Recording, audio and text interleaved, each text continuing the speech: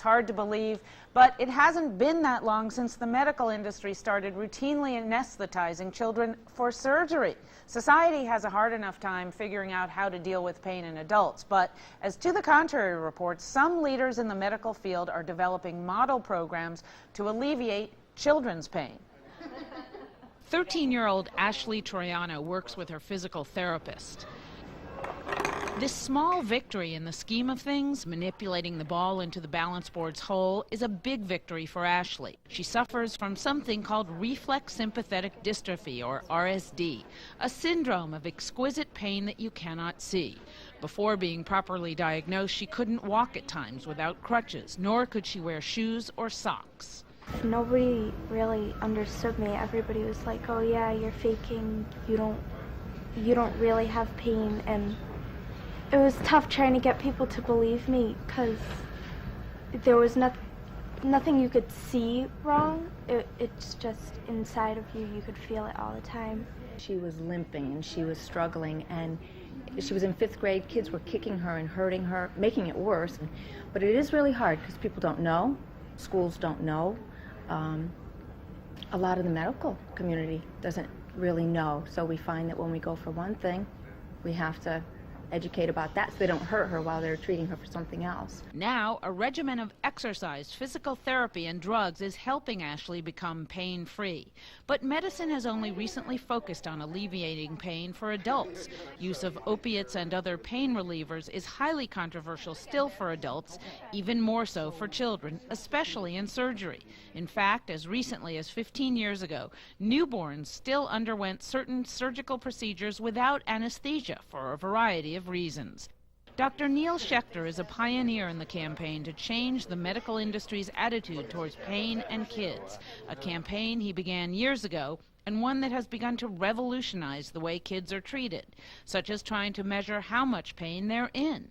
Those reasons were things like difficulty assessing children, because a 3-year-old is not going to tell you how much discomfort they're having directly. You're going to have to ask. You're going to have to ask in a developmentally appropriate way. The drugs were all developed for adults, and there was no literature on pediatric doses. And in general, the sense was, well, the baby's crying or the child is crying. Maybe they're crying because they miss their parents or they're in a strange situation or they're anxious. Today's approach is to narrow the gap between pain relief for adults and children. Dr. Schechter's research shows 2 decades ago, adults received pain medication 4 times as often as children for the same condition or disease. Basically, it was because we wanted to save children from those medications in a certain way. They was worried about maybe their nervous systems were immature, maybe they didn't feel pain the same way. And we didn't want the cure to be worse than the disease, but it became increasingly evident that they really were suffering. Dr. Schechter has developed a protocol here at Connecticut Children's Medical Center for alleviating pediatric pain called Comfort Central. It's a pledge of the institution so that children who come through our doors or leave through our doors, or even deal with practitioners who are in our framework or network, that they are assured that we're at least thinking about these issues. It's an institution-wide commitment to reducing pain in children, from the labs to the wards to the outpatient department. Signs about this commitment adorn hospital walls. Dr. Schechter hopes this approach is adopted by hospitals nationwide. Here, for example, children undergoing simple procedures such as shots or blood tests are given topical anesthetics. They're exposed to so-called distraction units that project colorful, moving images on the wall. Office walls are festooned with kid-friendly posters and toys, and longer-term patients find distraction units on each ward. Nice work. Now what color is it? Because the long-term consequences of pediatric pain are still not completely known. You don't breathe as well, for example, and don't heal as well, don't ambulate as often, and that ends up, for example, post-operatively causing more complications. How do you measure pain in children? For kids 3 to 7 who can still report their discomfort to us, but who can't quantify it, we have a whole host of measures. We have color scales and cartoon scales and picture scales. For little kids, though, it's even more challenging. So for newborns and kids in the first 3 years of life, there are a number of scales that look at heart rate, respiratory rate. An amazing one is facial expression, because it turns out that a newborn's face reveals exactly how much discomfort they're experiencing. At this children's hospital, staff note how pediatric pain affects and makes life difficult for the whole family. The parents are the ones who are having to help their child cope, in the middle of the night when they're having a night that they can't sleep. They have to get their child out of bed in the morning and help them get to school. They want to try to maintain their activities and let them be normal kids. So it's very much a family affair. In addition to distraction units and better information about the use of analgesics and opiates for children, Dr. Schechter and his team's program includes a wide array of physical therapy, psychological therapy, and other therapies such as acupuncture. Medication is not the only answer, and what we found is that a lot of medications have a certain number of side effects or they just don't work. So we've looked for other, what I call really complementary therapies. I don't like the term alternative medicine because it suggests that we're going to throw away our medical knowledge and not use that. What we're looking for is complementary therapies so that we can add to what we already know with using medicines and physical therapy and psychotherapy. We add acupuncture to that regimen to improve the child's well-being, their function, and their pain relief. For this young man who suffered from chronic pain resulting from long-term illness, acupuncture was a lifesaver. He's done a 360-degree turn.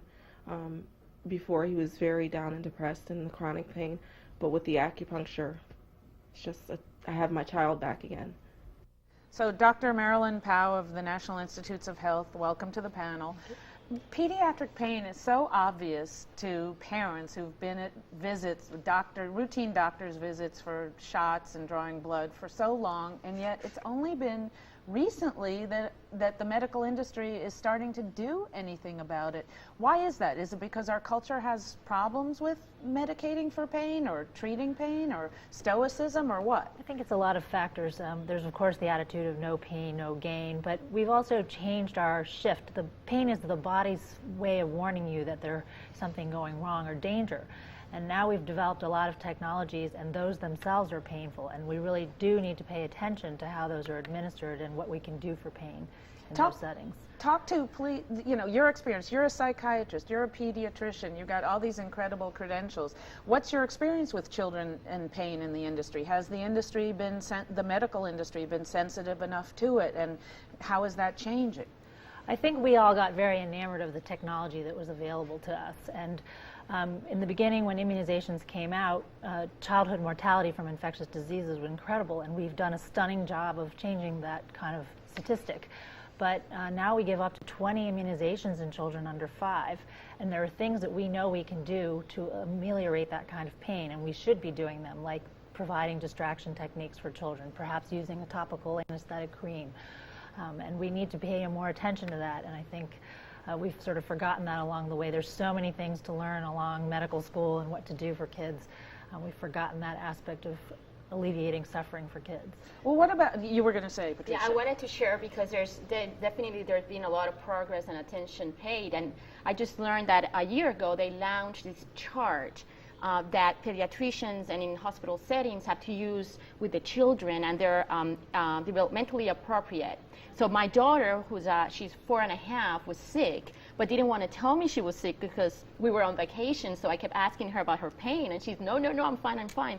I took her to the hospital, they showed her the chart, and she pointed to the highest level of pain, and I was, oh my God, poor thing. But it worked, and it was fantastic. We were able to treat her, and I understand that it's very recent that they've been using that chart. Right. And what about the use of opiates or painkillers in children? How would you describe society's attitude toward that? Is it, we don't, you mentioned the no pain, no gain. We do have, take it on the chin, that kind of thing. We meant to use that phrase earlier in the program. Right. Does that preclude use of pain relieving medication in children? No, but it's a complicated question, and all of us have to work on how would we address that. Manufacturers need to find out what are the right doses for kids at different ages. They need to produce them in packages so that we aren't overdosing, using adult doses and providing them to kids, making it easier to make a medication error.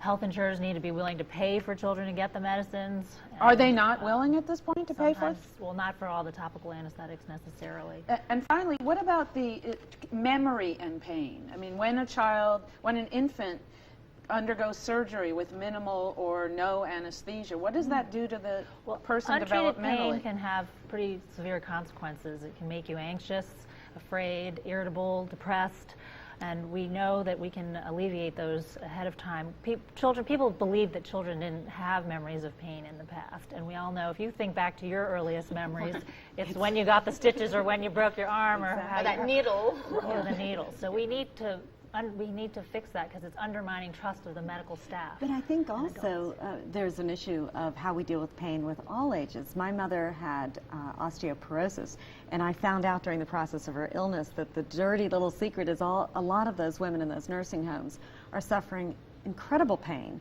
and many of them are from a generation, World War II generation. They're very stoic. My mother had a physical therapist who said, I won't work with her anymore. She's just not cooperative.